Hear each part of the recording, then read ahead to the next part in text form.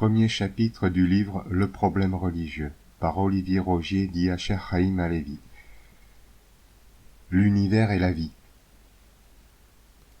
Section. Estimation de la réalité. Sous-section. Conscience et perception. Ainsi ai-je entendu les humains enseigner. Il existe chez l'être humain une chose qui a conscience des choses, qui pense au sujet de ces choses, et qui exprime des interprétations et des théories au sujet de ces observations grâce au langage. Cette chose perçoit sa propre existence et l'existence des autres choses en fonction de ses perceptions sensorielles, de ses connaissances, de sa mémoire et de son intuition. Cette chose conçoit généralement le monde où elle évolue comme un lieu global, qui peut être limité ou illimité, ainsi qu'unique ou multiple, selon ses références éducatives et cognitives et selon son imagination. En ce grand lieu parfois nommé création, se trouvent des objets inertes et des objets vivants, composés apparemment de matière atomique assemblée en diverses structures géométriques, formant des unités distinctes et séparées qui peuvent interagir et communiquer. Ces objets peuvent contenir d'autres objets plus petits et faire partie d'objets plus grands selon les lois ensemblistes de l'inclusion et de l'appartenance. Ces objets doués d'une énergie statique et cinétique sont localisés dans l'espace de cette étendue et évoluent dans le temps selon la variabilité des limites et des règles du lieu. Par exemple, selon la théorie cellulaire, un corps humain est composé de cellules assemblées en organes et il fait partie d'une famille, d'une communauté et d'un peuple. Que son corps se déplace ou reste en apparence immobile, jamais rien ne s'arrête de se mouvoir en lui, même après sa mort, et ces atomes nés au sein du Soleil perdureront jusqu'à ce qu'ils soient transformés à nouveau au sein d'une étoile. Cette chose merveilleuse nommée conscience, le moi du « je pense donc je suis », est l'expression globale d'un remarquable programme génétique pluricellulaire à la fois différentiellement délocalisé et cérébralement centralisé qui s'exécute dans le temps depuis la fusion des gamètes jusqu'à l'arrêt de son mouvement. Section Phénomènes et événements. L'être humain conçoit généralement le changement d'état énergétique et de position spatiale grâce à la perception temporelle qui permet de différencier la modification et l'évolution du phénomène observé par les sens et par la pensée. Le temps est une perception du mouvement qui dépend d'un fonctionnement cérébral intrinsèquement lié au mécanisme rythmique des phénomènes génétiques. Il est inséparable de l'espace. Ce n'est pas une dimension. C'est un paramètre relatif à la dimension qui mesure le délai du phénomène au sein de celle-ci, et non sa qualité ou sa quantité. Le temps est l'écoulement d'une perception à la fois unie, continue et linéaire, et graduelle, fragmentée et quantique, représentative d'un avant et d'un après un instant donné, relatif à une référence arbitraire au sujet de quelque chose. Il y a certes la convention humaine d'un temps universel qui aurait commencé lors du Big Bang. Mais tout comme il est impossible de trouver le bord de la surface d'une sphère ou d'une planète, il est en réalité impossible de trouver le commencement des temps que les scientifiques repoussent encore et encore, au fur et à mesure qu'ils observent les choses qui occupent l'espace, sans même savoir si ce qu'ils voient n'est pas le résultat d'un artefact d'optique de quelque chose localisé ailleurs. De nombreuses théories sont formulées à ce sujet. Les voyages dans le temps, le passé, et entre les dimensions de la science-fiction n'existent que dans l'imaginaire et n'ont aucune réalité. Ces phénomènes peuvent toutefois avoir une authenticité pour l'esprit, mais il s'agit alors d'autres phénomènes qui relèvent de procédés conceptuels de la mémoire et des états de conscience dont les postulats et les considérations forment les multiples univers personnels et grégaires au sein de l'entité cellulaire. L'être humain nomme généralement perception extrasensorielle, et phénomènes ou événements paranormaux, surnaturels ou religieux, les choses dont il ne perçoit ou ne connaît aucune explication physique tangible, observable et mesurable par lui-même et par la plupart de ses congénères. Parfois il nomme Dieu, au pluriel, certaines de ces choses, et Dieu, au singulier, ce qui serait créateur universel de toutes choses physiques et non physiques. Il ne connaît habituellement pas l'origine de ces concepts qui subissent des transformations et des altérations à travers les âges, que cela soit délibéré ou non intentionnel. Sous-section. Physicalisme et unité de vie. Le postulat du physicalisme définit tout simplement deux genres au sujet des choses étudiées. Le type, qui détermine qu'à toute propriété non physique correspond une propriété physique, et l'objet, qui détermine qu'à tout événement non physique correspond un événement physique. Des scientifiques ont établi qu'à chaque genre d'événement émotionnel correspond un type de phénomène mettant en jeu des composés chimiques qui circulent dans le corps humain et qui modifient les perceptions, les raisonnements et les actions. C'est le type, la classe, le concept, la règle, le mécanisme. Lorsque l'événement émotionnel se produit, le composé chimique est sécrété par les cellules. C'est l'objet, l'instance, la réalité, l'usage, le processus. La première conséquence de ce postulat résout la distinction séparative entre la nature du corps, ou ce qui est perçu comme physique, et la nature de l'esprit, ou ce qui est perçu comme non physique, en définissant que tout est de nature physique et que toute manifestation non physique se produit obligatoirement grâce à un support physique sans lequel le phénomène ne peut avoir lieu et devenir événement. La deuxième conséquence est qu'il n'y a qu'un seul univers physique, même si notre perception en est habituellement limitée à l'espace tridimensionnel, que rien n'est plus petit ou plus grand que cet univers composé d'éléments visibles et invisibles qui sont distinguables et différenciables, que la création destructrice de l'univers est sa destruction créatrice, que quoi qu'il ait existé avant ou quoi qu'il existe après, il n'y a que la matière physique perceptible par les sens corporels développés, latents ou concevables, et par des appareils de mesure, que toute perception d'une chose non physique est un artefact d'observation ou de conscience de cette chose, ayant souvent pour origine l'ignorance, l'incapacité à percevoir le lien cause-effet ou le déni volontaire ou involontaire des mécanismes sous-jacents, qu'il n'y a pas de choses telles que des univers parallèles ou perpendiculaires, ni d'au-delà, ni le paradis et l'enfer que sont les états de conscience et les expériences de vie, même si à la question qui ou quoi a créé, la réponse serait quelque chose d'immatériel sans début et sans fin, hors du temps et de l'espace, telle une équation divine inconcevable et inadmissible pour l'esprit des adultes qui en cherche l'auteur qui est manifestement une pure logique mathématique parfois nommée Dieu, même par les athées lorsqu'ils le réfutent. La troisième conséquence est que les vies antérieures et la réincarnation n'existent pas. Ces phénomènes ont néanmoins des explications et des implications. En effet, lorsqu'une unité de vie est créée lors de la fusion des gamètes, une nouvelle unité de conscience est engendrée, munie de son héritage génétique.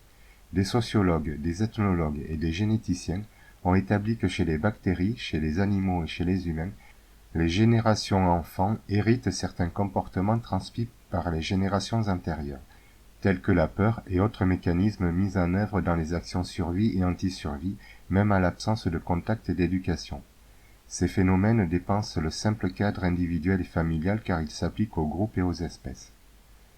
En conséquence, dès lors qu'un phénomène indirectement objectivable sur le plan matériel peut d'une manière quelconque avoir une explication concrète et définissable avec certitude grâce aux lois du plan matériel, toute autre interprétation, qui peut parfois être non moins correcte, relève d'une perception de la conscience selon un mode conceptuel et une échelle harmonique. Sous-section Éternité et cycle. Selon la théorie ensembliste, le tout infini est la somme des parties qui le composent et il n'a pas d'existence propre. L'unité est une partie du tout, et la somme des unités est le tout. Le tout n'existe que par l'existence des unités. Sans unité de conscience, il n'y a rien, c'est l'ensemble vide. Pas d'observateur, pas de vie, pas de matière, pas d'univers. Ni zéro pour compter, ni infini pour dénombrer. Pas de nombre, ni de lettres pour exprimer, mais il suffit d'une unité et tout existe. L'éternité de l'humanité et d'une espèce commence lors de la création de son premier ADN et s'achève lorsque tous ont disparu, pour recommencer ailleurs et autrement. Au fil des éons, des cycles cosmiques et des cataclysmes, la technologie, le savoir et la justice se perdent, mais pas la science, qu'elle soit protégée par des méchants, par des justes ou par la vie. Section Direction de l'interaction. Sous-section Âme et esprit. Les choses comme l'émotion, le sentiment, l'amour, l'âme, le mental, la pensée et l'esprit sont de nature physique, et sont perçus par le physique ou le manifesté comme non physique ou comme manifestation. L'arithmétique et la géométrie sont la clé des mécanismes atomiques, chimiques, organiques, cérébraux, émotionnels et mentaux, car ce sont les principes du fabriqué, du construit et du bâti.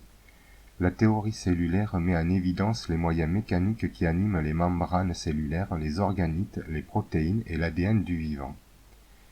Il a été établi par les scientifiques que les fonctionnements émotionnels, comportementaux et mentaux sont des processus génétiques, et pas seulement épigénétiques, mis en œuvre par ce qu'ils appelaient autrefois de la matière génétique poubelle non codant des protéines de structure, c'est-à-dire plus des 95% du génome humain, soit plusieurs disques durs de grande capacité par cellule. Du point de vue de l'informatique, l'ADN codant correspond à 5% de données de structure pour fabriquer et maintenir un bioordinateur et ses périphériques, le reste étant du code logiciel, des sous-programmes et des paramètres dont la technicité de codage surpasse l'inventivité humaine. Le langage est ce qui forme l'esprit, principalement la langue natale. Il est donc actuellement mis en évidence qu'une partie du mental humain, c'est une partie de son ADN. Les mitochondries et les centrosomes entrent en jeu dans ces mécanismes. Des chercheurs étudient depuis plusieurs années la communication cérébrale permettant de piloter directement des ordinateurs et des appareils à l'aide d'instruments qui captent les ondes cérébrales grâce à des électrodes implantées dans le cerveau, grâce à des capteurs posés sur la peau du crâne et grâce à des boîtiers situés à de courtes distances de la tête. Des logiciels permettent même de commencer à reconstruire sur un écran de vagues images mentales grâce à l'imagerie par résonance magnétique. La réalité de la télépathie n'est donc pas une question puisqu'elle existe. Tout comme il est de notoriété publique que la Terre est ronde et qu'elle tourne autour du Soleil. Les télépathes sont aux non-télépathes ce que les voyants et les auditifs sont aux aveugles et aux sourds. L'enjeu moderne d'un tel phénomène ancestral est de connaître son fonctionnement, ce qui est de la compétence des occultistes et des scientifiques, de définir les règles d'utilisation et les peines encourues en cas de mauvais usage, ce qui est du ressort des législateurs et des juges, et d'apporter des éléments de réflexion nécessaires aux choses précédentes, ce qui est le rôle des sages, des philosophes et des religieux. Sous-section Savoir et mystère. Il serait possible de penser que savoir, cela fait tomber le mystère et la beauté de la vie. Pourtant, c'est dans l'immensité de la remarquable complexité partiellement compréhensible des lois de l'organisation matérielle et immatérielle qu'est le merveilleux, car aucune créature ne peut être capable de créer ces dispositifs malgré son pouvoir de mise au point de machines, de modification des gènes, de fabrication de chimères et de destruction abominable de la vie par des moyens de toutes sortes. Savoir, cela peut être intéressant et utile. Ne pas savoir, cela peut éviter des ennuis ou en causer sans qu'on le sache. Ne pas savoir et mentir, là sont l'obscurité et le mal. Plus il y a de lois, de règles, de normes et de limites, plus il y a de liberté d'initiative et de problèmes à résoudre. Plus il y a de contraintes, plus l'être humain est heureux et contrôle sa vie, car il possède beaucoup de possibilités de pensée et d'action. Il peut se mouvoir dans l'espace. Moins il y a de lois, de règles, de normes et de limites, plus il y a de pièges et d'esclaves. Moins il y a de contraintes, plus l'être humain est malheureux et se fait contrôler, car il n'est pas libre de penser et d'agir. Il ne peut pas se mouvoir dans l'espace. Mais s'il y en a trop, c'est l'oppression et c'est néfaste. Le raisonnement, type et objet, propre aux technologies informatiques de la communication et de l'information matérielle et immatérielle, offre une grande compréhension de la réalité de l'univers, de la vie et des langages. L'endoctrinement générationnel religieux, laïque et athéiste, et l'imaginaire mythologique auto-entretenu par les œuvres artistiques et philosophiques sont une immense et imposante force qui s'oppose à la prise de connaissance grâce à l'exaltation aveugle dénuée d'enseignement et de considération de la réalité. La connaissance occulte ou scientifique du mystère de la vie n'a rien à voir avec les mensonges et les crimes qui résultent du mauvais usage et du mauvais contrôle des choses et des lois pour aboutir à la servitude depuis la naissance jusqu'à la mort. Il existe en Occident 3 branches fondamentales d'une même sagesse royale et qui proviennent plus précisément de la Perse de Zarathustra, de l'Égypte ptolémaïque et des Juifs du Talmud. La magie de l'âme, relative aux forces électromagnétiques et à la puissance de la volonté. L'alchimie du corps, relative au symbolisme et à l'imaginaire. La Kabbalah de l'esprit, relative à l'algèbre de la pensée et à la géométrie divine. En réalité, ces choses, lorsqu'elles ne sont pas altérées, dénaturées et mal orientées, comme dans le cas de l'idolâtrie et de la sorcellerie, sont relatives à une connaissance scientifique pour les uns et surnaturelle pour les autres, qui remonte à l'aube des temps génétiques et qui perdurera jusqu'à la fin. Sous-section. Origine et migration. Un traité d'occultisme n'en serait pas un s'il ne contenait pas au moins une petite idée extravagante.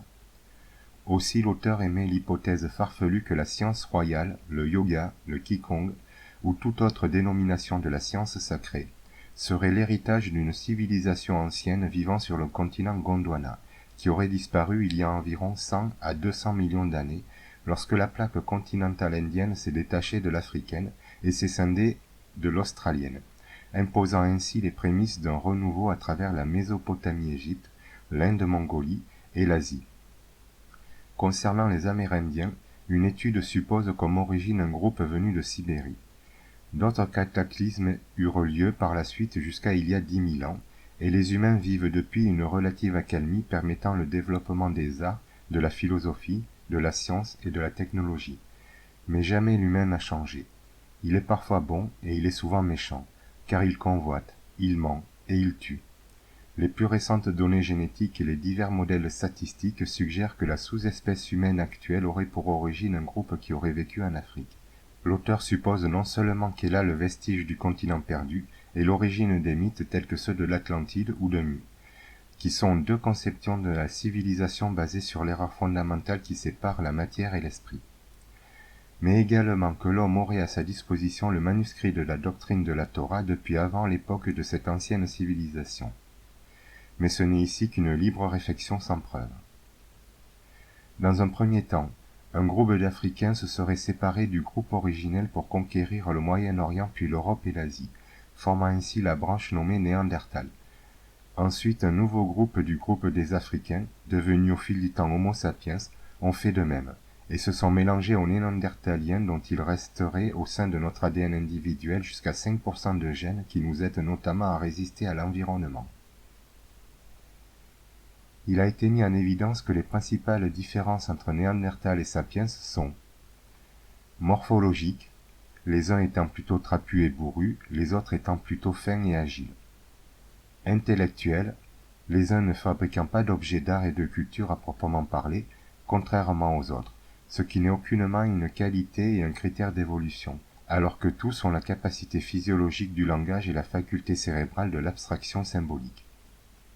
Et alimentaires, les uns étant plus carnivores et auraient dû faire face à une pénurie de gros gibier, les autres étant des agriculteurs-éleveurs omnivores.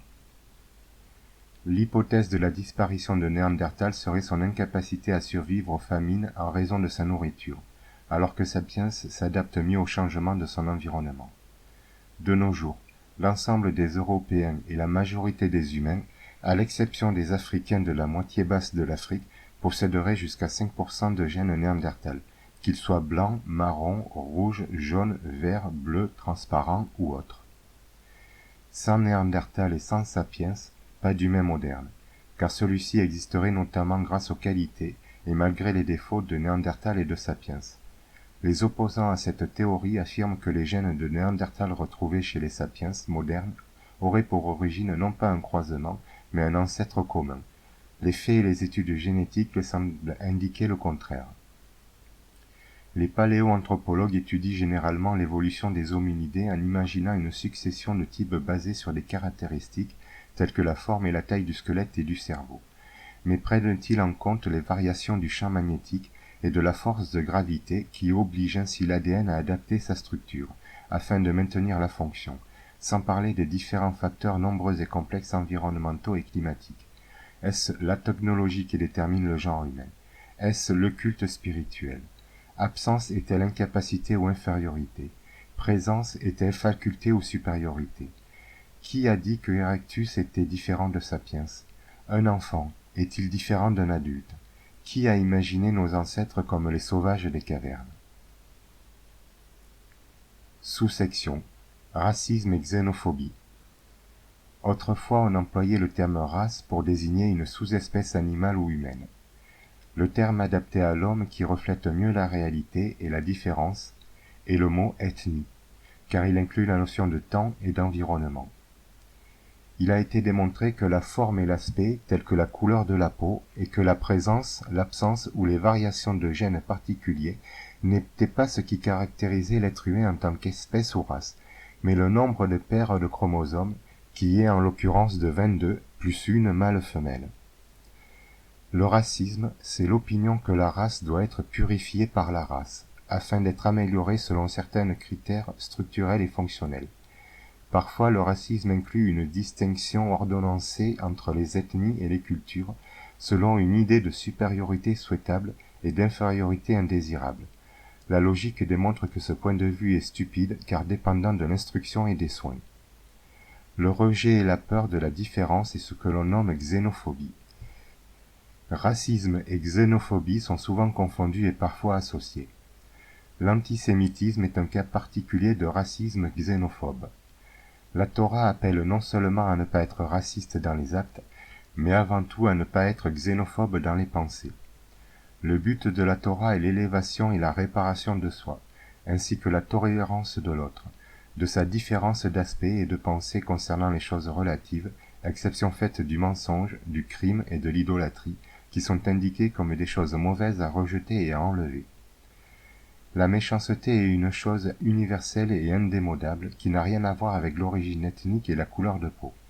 Certains groupes racistes et antisémites voient dans les récentes découvertes génétiques une justification à leurs opinions qui deviennent parfois anti-néandertaliennes. Mais ils interprètent mal les découvertes, parfois partielles, afin de justifier leurs postulats qui sont en réalité et de fait invalidés car ils se trompent. Ils sont ce qu'ils combattent. Il vient même d'être identifié un gène important relatif à l'immunité qui provient de ses ancêtres. Les faits et les diverses études récentes mettent en évidence que l'espèce humaine actuelle, dénommée Homo sapiens, serait le résultat de l'évolution et du brassage génétique dichotomement disparate et rétroactif de tous les types d'ancêtres jusqu'à l'organisme primordial, et que la notion de race pure est non seulement un mythe et un leurre, mais également une opinion folle et hérétique, qui n'a aucune validité et qui y mène au désastre. Le problème humain est la bonne santé, le bon comportement et la bonne gestion des individus et de la société ainsi que de leur environnement.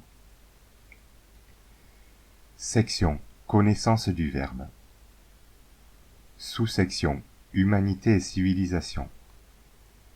Les choses les plus importantes sont la bonté, la bonne volonté et ne pas faire de mal. Pour cela, il faut savoir un minimum de choses. Il faut savoir ne pas convoiter, ne pas mentir, ne pas agresser, ne pas voler, etc. Il faut savoir que même si on sait, on peut être dans l'erreur absolue à cause de soi, à cause des autres, à cause des mensonges, à cause des manipulations, à cause des illusions et à cause de l'ignorance intrinsèque au savoir. Savoir ce qu'il faut faire et savoir ce qu'il ne faut pas faire pour que les choses aillent bien et mieux est le début de la sagesse, de la justice et de la civilisation. Croire, c'est ne pas savoir. Avoir la foi, c'est faire confiance. Savoir, c'est avoir la certitude que toute connaissance est flexible et partielle. Une croyance, c'est ce qui s'impose, non par la réalité des choses, mais par l'opinion sur ces choses ou par la force, que ce soit peut-être vrai ou peut-être faux. On n'en sait rien du tout. Savoir et douter sont le fondement du pouvoir et de la justice qui cherchent à déterminer des certitudes lorsque cela est possible. Sinon, c'est la dictature et le crime. Il y a 4 grandes formes de pouvoir. La parole temporisée du mental, l'argent énergétique du travail, l'occupation de l'espace et la force physique. La parole amène l'argent qui permet d'avoir des locaux sécurisant les moyens de communication défendus par des armes qui protègent et contrôlent ceux qui travaillent en fournissant du temps afin d'entretenir les locaux et le projet. La force physique est employée, en bien comme en mal, soit pour le maniement de la matière et des êtres, soit par les brutes lors de crimes, d'aides et de sport. Ce qui est essentiel, fondamental, indispensable, obligatoire, nécessaire et non suffisant, ce qu'exige la Déclaration universelle des droits des humains, ce qu'impose la loi et le bon sens, c'est soigner et aider en toutes circonstances. Lorsqu'on exerce un métier dans les domaines de la santé, du social et de la justice, ne pas soigner ou mal soigner, ne pas aider ou mal aider, et ne pas défendre ou mal défendre, est un crime. Ce ne sera jamais de la justice. Recevoir des soins médicaux corrects et non nuisibles, comme être défendu par un avocat honnête et objectif, n'est pas un droit reconnu et affirmé par les autorités comme universel tout en le refusant parfois, c'est avant tout un devoir qui devrait être enseigné lors des études, et cette notion devrait être vérifiée comme acquise, puisque ces serviteurs prêtent serment pour obtenir leur diplôme et leur autorisation d'exercer. Sinon il n'y a ni humanité, ni civilisation, et tous les crimes sont permis lorsqu'ils sont organisés, alors qu'ils sont interdits par la morale, par le bon sens, par l'éthique, par la logique et par la législation. Agresser, ne pas soigner, ne pas aider, expulser du logement et retirer les droits, c'est un grand crime, et c'est la preuve du crime. C'est le plus haut crime, car l'absence de soins et d'aide n'aboutit qu'à une seule et aussi inéluctable que lente finalité, la mort dans la souffrance. C'est la définition du crime contre l'humanité, et ce crime peut se dérouler au cours de toute une vie. Les droits des humains et du citoyen sont actuellement des droits très relatifs. Ce sont intrinsèquement des droits qu'on a le droit d'accorder ou pas, selon la position hiérarchique, le pouvoir exercé, les intérêts, les buts, les savoirs, les opinions, et l'accord ou la peur qu'on a sur ces choses. Lorsque la législation est incohérente, qu'elle est mauvaise, ou qu'elle n'est pas appliquée, c'est que l'espèce est sur le chemin menant à la fin de sa civilisation. Seuls les adultes peuvent parfois savoir ce minimum de choses, s'ils ont été éduqués, et si on ne les a pas entravés lorsqu'ils étaient enfants comme adultes, puisque l'être humain a normalement la capacité d'apprendre en permanence. La connaissance des choses de la vie et de la nature des enfants et des adultes est primordiale, car les humains ne sont pas des animaux, mais ils peuvent parfois et trop souvent être d'abominables monstres. Sous-section: démocratie et dictature. On appelle démocratie la politique et les décisions selon la majorité. Après la logique, c'est le plus grand pouvoir humain, car c'est l'accord du nombre des dirigeants et des dirigés, que ce soit bon ou mauvais. La démocratie est la plus grande association de gestion du groupe, du pays et du monde, approuvée par le plus grand nombre de participants dont le poids est pondéré par le pouvoir relatif et la peur de chacun. La démocratie est en réalité une forme de dictature animale, tribale, barbare et esclavagiste. Approuver est son mot d'ordre. Peu importe le vrai et le faux, le bien et le mal, le juste et l'injuste, les preuves et les lois, les vérités et les mensonges. Le risque ou la déviation de la démocratie se manifeste lorsque l'administration considère avoir tous les droits et qu'elle devient criminelle grâce au point d'équilibre du centre d'inertie de la majorité qui est d'accord ou persuadée. Le pire risque, c'est de remplacer la sélection naturelle passive par la sélection humaine active, à l'aide de critères discriminants, non éthiques, mentaux comme physiques. Lorsque tous ceux qui dirigent sont d'accord, évoquant le principe relatif du plus grand bien pour le plus grand nombre, même si c'est en réalité et invariablement mal. Ce qui est légal, d'un point de vue législatif, ce sont des règles dictées par des administrateurs qui sont plus ou moins appliquées au cours d'une époque donnée. Ce qui n'est pas légal, ce n'est pas la législation qui le définit, mais l'accord que les administrateurs ont à ce sujet, même si cela contredit la loi. Mais il y a toujours quelque chose qui transcende l'esprit des humains et qui les pousse à réclamer ou à établir de meilleures règles. Peu importe que les tout petits enfants soient innocents, peu importe que les adolescents ne comprennent pas souvent les responsabilités qu'ils apprennent à acquérir, peu importe l'oppression que supportent les adultes à cause de leurs erreurs et à cause des erreurs des autres, et peu importe la responsabilité ou l'irresponsabilité des administrateurs. Car que ce soit en présence ou à l'absence d'une décision de justice, ceux qui souffrent sont toujours et par définition victimes de l'action humaine ou d'un événement naturel, choses qui peuvent être provoquées directement ou indirectement, volontairement ou involontairement. Certains affirment que personne n'est irremplaçable. Penser cela équivaut à croire que la vie d'une personne n'a aucune valeur, hormis celle de celui ou celle des esprits des dirigeants du groupe qui énoncent cette assertion. Mais toute vie est importante, même celle des criminels qui doivent être retranchés et corrigés car ils se trompent, ils raisonnent mal et ils agissent de manière aussi dangereuse qu'incohérente et stupide en isolant et en détruisant leurs victimes. La définition du mot « injustice » n'est pas le crime subi ou en cours, mais soit absence de procès, soit procès partisan d'une entité autre que la loi afin de ne pas punir, soit condamnation d'un innocent à la place de quelqu'un d'autre, soit exécution sans procès. En effet, ne pas prendre le parti de la loi, de la vérité et de la justice, c'est prendre le parti du crime.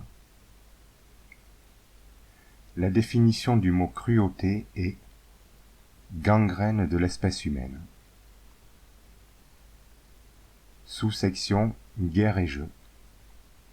La guerre désigne à la fois agresseur et agressé, les uns faisant le choix d'y participer et les autres ne l'ayant pas. Plus la guerre dure, moins les attaquants et les défenseurs sont différenciables. Parfois le point de vue sur l'origine est obscur. Parfois les attaquants se révèlent être les victimes et les défenseurs les criminels. Mais souvent tous sont victimes, car il est souvent rare que tous soient criminels. Et ceux qui commettent des crimes ne le font que parce qu'ils sont aberrés, et ils aberrent ainsi leurs victimes. La guerre est le fruit de l'arbre des illusions et des mensonges. C'est le crime à grande échelle et c'est l'activité préférée des méchants. C'est un jeu pour adultes, qu'ils soient consentants ou non, où la vie et les enfants sont systématiquement victimes. La guerre est une zone de l'espace où s'affrontent des groupes et où il n'y a habituellement pas d'autre loi que le combat. Parfois des spectateurs et des organisateurs visibles ou invisibles observent son déroulement, mesurent les enjeux et font des paris. Quel que soit le degré de finesse ou de barbarie, la guerre est un mauvais jeu de société. Lorsqu'elle échappe au contrôle de l'administration, la guerre est civile. La guerre mondiale est une absence d'administration. Les hôpitaux vides sont un bon jeu de société sous contrôle de l'administration. Contrairement à la force de conviction mentale, toute guerre physique est un échec fondamental pour toutes les parties, car la guerre est une terrible illusion basée sur des mensonges qui tuent pour de vrai. Les personnes bonnes s'attaquent aux mauvaises idées. Les personnes mauvaises s'attaquent aux personnes elles-mêmes. Sous-section victimes et criminels. La survie et le niveau de civilisation de l'espèce humaine peuvent se mesurer selon le nombre et la nature des cicatrices physiques et psychologiques de chacun de ses membres. Il y a deux sortes de cicatrices doubles, celles causées involontairement et celles infligées volontairement, celles qui sont soignées et celles qui ne sont pas soignées. La souffrance, comme la peur ou la haine, est un mauvais professeur. Plus il y a de souffrance volontairement imposée, plus il y a de mal engendré involontairement. La souffrance, ça provient soit des accidents et des erreurs lorsque ces choses ne sont pas provoquées, soit des actions de certaines personnes qui ne respectent pas les lois, que ce soit par ignorance, par stupidité ou par criminalité. Le but de la loi humaine est de protéger les personnes subissant un préjudice, les victimes, et de réformer celles qui causent ce préjudice, les criminels. Il y a 4 types d'êtres humains qui font face aux lois. Ceux qui s'évertuent à faire ce qui est prescrit de faire et à ne pas faire ce qui est prescrit de ne pas faire. Ceux qui s'évertuent à ne pas faire ce qui est prescrit de faire et à faire ce qui est prescrit de ne pas faire. Ceux qui ne savent rien à ce sujet et qui sont esclaves de leur ignorance et des manipulations. Et les enfants qui sont innocents et victimes désignés coupables et responsables des fautes du monde des adultes qui ne sait peut-être pas s'en occuper. Qui s'occupe des enfants et des adolescents dont on ne s'occupe pas? S'en occupe-t-on en bien, en mal ou n'importe comment? Que deviennent les enfants qu'on a empêchés de grandir? Adultes ou enfants? Prémédités ou accidentels? Volontaires ou involontaires? Sachants ou ignorants? Attaque ou légitime défense? Quels sont les faits et les preuves? Existe-t-il des circonstances atténuantes? Les témoignages et les documents sont-ils faux ou vrais?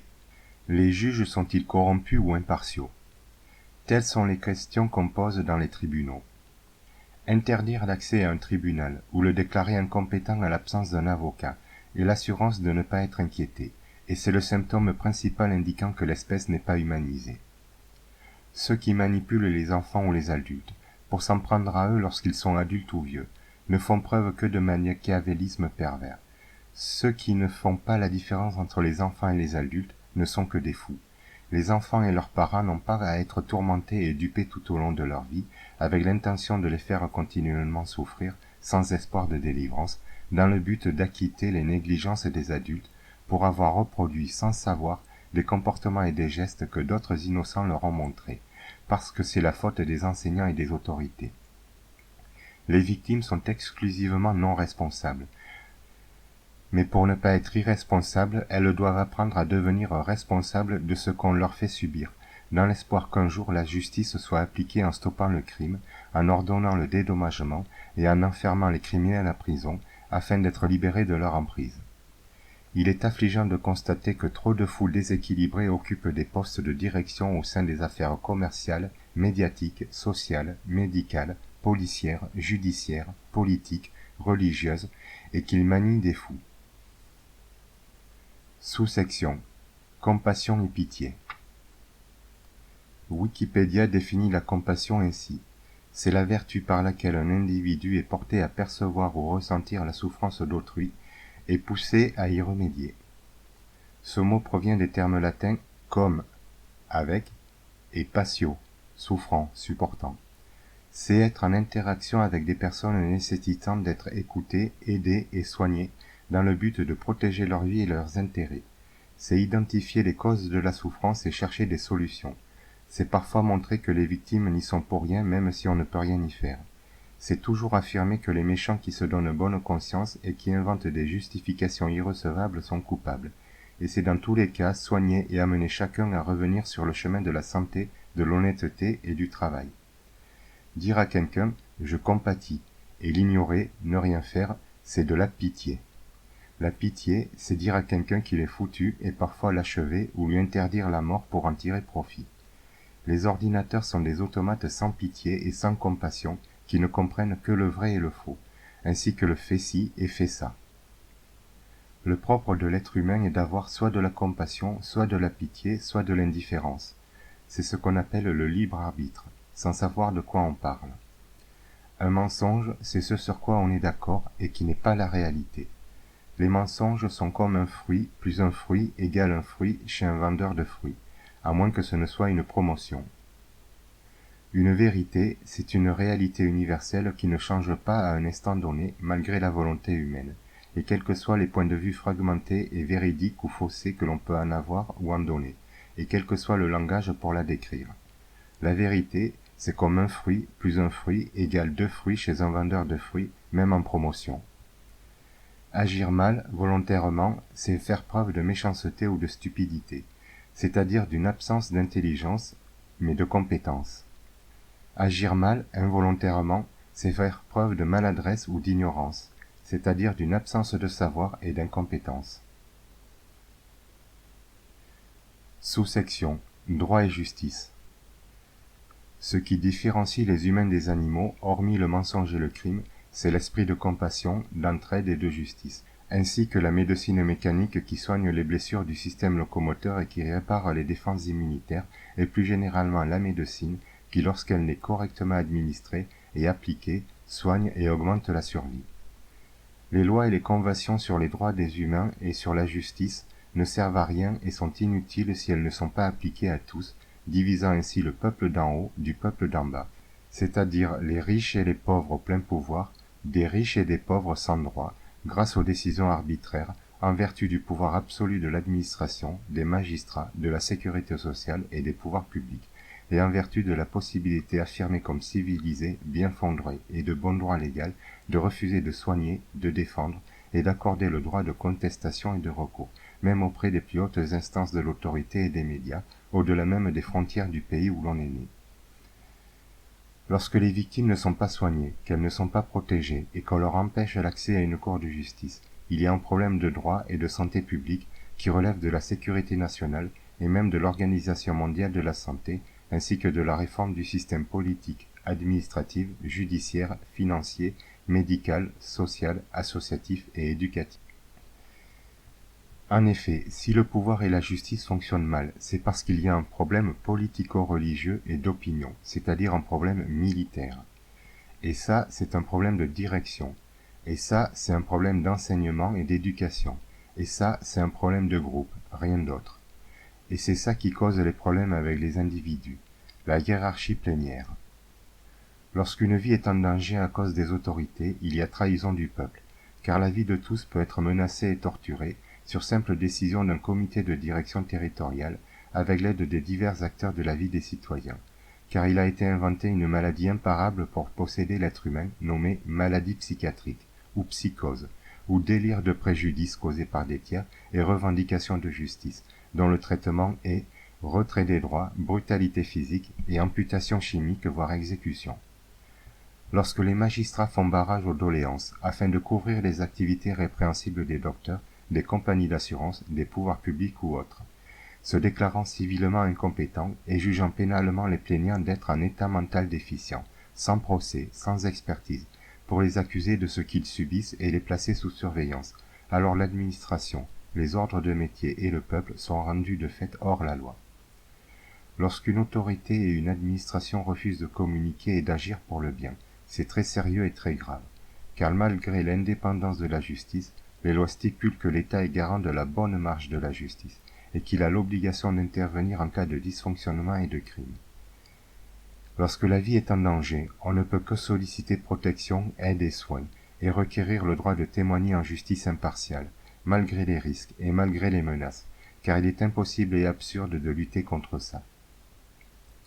Assassiner des enfants de parents ignorants et innocents, afin de justifier la négligence d'autres parents tout aussi ignorants et innocents, dans le cadre d'une vaste entreprise délirante et coupable, c'est très hypocrite, c'est très stupide, c'est très pervers, et c'est même très criminel. Sous-section, morale et éthique. Un être humain ordinaire, quelles que soient ses facultés, quelle que soit son intelligence, quelles que soient ses réussites, quel que soit son génie artistique, s'il ne connaît pas la vérité sur la vie, alors il ne peut ni comprendre ni agir bien, mais sinon il peut alors choisir de servir le mal. Il existe un mécanisme dans l'esprit des criminels qui démultiplie le préjudice subi. Les victimes sont non seulement victimes, mais sont également accusées d'être responsables. Les criminels pensent ainsi. C'est la faute des victimes si on leur fait subir des sévices. Telle est l'illogique et absurde justification absolue. Accuser, condamner et exécuter les victimes de ce qu'on leur fait tout en les culpabilisant, en les dénigrant et en les méprisant. Quoi qu'il arrive, quoi qu'on pense et désire, quelles que soient les convictions et les actions, la première des choses les plus importantes est de ne pas blesser, et la deuxième est de soigner ceux qui ont été blessés. Sinon l'individu, son groupe, sa communauté, son peuple, son pays et son espèce ne survivent pas, quelles que soient les idées. Interdire de soigner ou de se soigner est le crime des crimes. Emprisonner des gens dangereux est une chose, mais les torturer eux comme les innocents jusqu'à les tuer est un acte criminel, quoi qu'ils aient fait ou quoi qu'on suppose qu'ils pourraient faire. Alors lorsque ce sont les victimes qui sont maltraitées par les autorités, ce n'est pas de la justice, c'est un crime. Lorsqu'une autorité, et à plus forte raison une structure d'assistance, répond à une personne en détresse qui demande de l'aide et signale un crime, qu'elle dérange et qu'elle perturbe le travail, quel est donc son travail? Les opinions et les croyances sont des décisions personnelles et collectives, arbitraires, décidées ou inculquées, basées sur l'ignorance des choses que l'on ne considère généralement pas, et sur les pensées supposées d'autrui. Les opinions sont le fondement du refus de savoir, et ce ne sont ni des hypothèses ni des arguments. Les faits ne sont pas des opinions, même s'ils peuvent être fabriqués, interprétés, travestis et contre-utilisés, les faits sont des faits. En quoi consiste la tâche ardue des journalistes et des médias? À informer le public et à forger les opinions tout en relayant les communications. La Bible et les 10 commandements ont fait couler beaucoup d'encre et de sang. Beaucoup de mensonges et de fourberies ont été dits et écrits à ce sujet et au sujet de Dieu. Beaucoup de vies ont été inutilement blessées, séquestrées, détruites et tuées en leur nom et contre leur nom. Pourtant le décalogue est la clé des règles pour servir ce qui est bien et ce qui est souhaitable, c'est-à-dire pour vivre, travailler et juger sans nuire. Les 10 commandements sont les paroles majeures qui correspondent aux 5 doigts des 2 mains de la créature. Les 10 doigts des mains et des pieds sont comme le bien et le mal, 5 pour le pouvoir divin, 5 pour le pouvoir humain, équilibré avec justesse grâce au respect volontaire des lois du divin. Divin est un ancien mot pour désigner les lois de l'univers et de la vie. Les commandements sont donnés dans l'ordre de 1 à 10 pour montrer que la racine du mal et de tous les crimes, c'est l'ignorance et la convoitise, et que pour y échapper, il est nécessaire que l'humain décide d'être soumis aux lois divines et non à son désir animal. Soumis est un mot mal compris. Les 10 plaies de la sortie de Mitzrayim, d'Égypte, sont les 10 libérations individuelles et collectives effectuées grâce aux 10 lois de la doctrine. Le terme ascension correspond à la montée du désir transcendé au-delà de l'impulsion animale à travers les cycles de la spirale du temps bénéfique nommée Séphiroth. Tandis que la chute est l'inverse, non parce que c'est une question de matérialisation, mais parce qu'en réalité c'est une question de mal, en tant que criminel ou en tant que victime.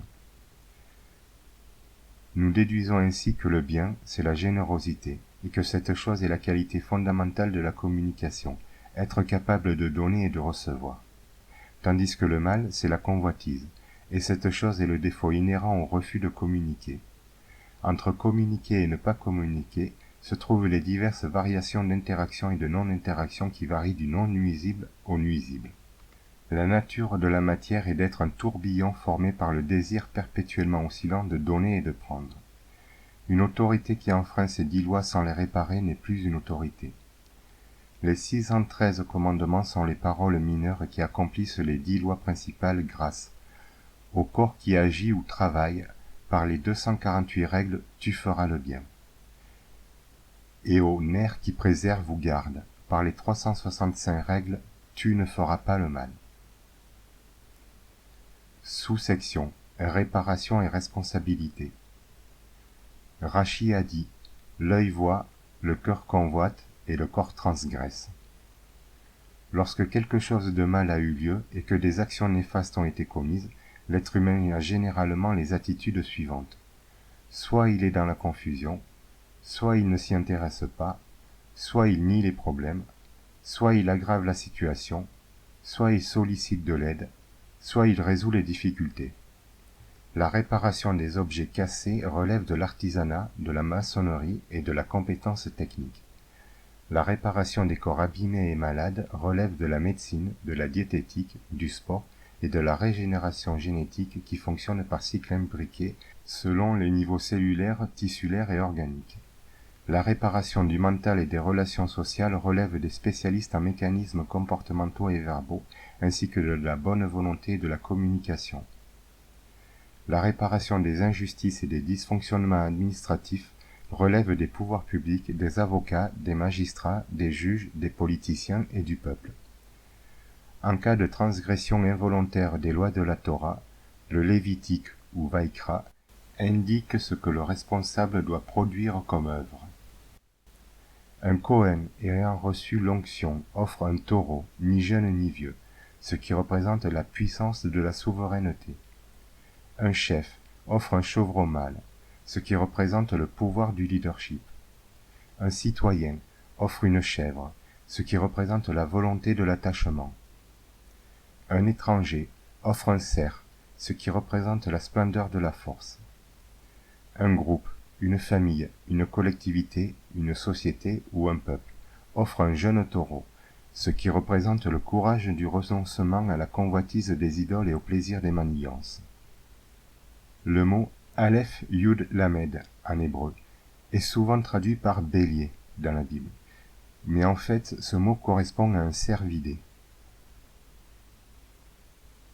En cas de transgression volontaire, la Bible, ou Tanakh, ou Mikra, indique selon le cas échéant ce qui doit être accompli par les responsables, par les juges et par le peuple. En cas de certaines abominations réversibles, le livre de Néhémie est par exemple relatif à la réparation des cellules et en particulier des membranes des cellules nerveuses qui forment le cerveau et les grands plexus. Il est écrit en Roi, livre 2, 25.10. Toute l'armée des Chaldéens, qui était avec le chef des gardes, démolit les murailles formant l'enceinte de Jérusalem. En Néhémie 1.3. Ceux qui sont restés de la captivité sont là dans la province, au comble du malheur et de l'opprobre. Les murailles de Jérusalem sont en ruine, et ses portes sont consumées par le feu. C'est-à-dire que le mental a été abîmé, et les chakras brûlent. En Néhémie 12.27. Lors de la dédicace des murailles de Jérusalem, on appela les Lévites de tous les lieux qu'ils habitaient, et on les fit entrer à Jérusalem. afin de célébrer la dédicace et la fête par les louanges et des chants, au son des cymbales, des luttes et des lyres. En Néhémie 12.30, les sacrificateurs et les Lévites se purifièrent, et ils purifièrent le peuple, les portes et la muraille. Sous-section Courage et force. Le courage dérive de la force, car sans force pas de courage. C'est la force qui génère le courage et non l'inverse. Fatigué et faible, on a le courage de rien. C'est un principe élémentaire que tout le monde connaît, tout en affirmant l'inverse, en souhaitant courage à ceux qui n'ont pas de force. Ce phénomène mécanique relève de la manipulation de type primate, qu'on l'utilise volontairement comme involontairement. Quant aux manipulateurs stratèges, ce sont ceux qui s'occupent de voler les forces des victimes et tout le symbolisme des monstres en tout genre leur est exclusivement dédié. L'être humain passe son temps à manipuler les choses et les gens, en bien ou en mal, conscient ou inconscient des causes et des effets. C'est la même chose avec l'expression du conditionnement positif terriblement et fatalement stupide et aberrante. Quand on veut, on peut. Car en vérité, quand on ne peut pas, la volonté sert à rien sinon à créer les échecs, les erreurs, l'exaspération et les ennuis. Mais lorsqu'on peut, alors on est capable de vouloir. Et si on a de bonnes intentions, et que l'action est bénéfique et non nuisible, alors c'est qu'on agit peut-être bien.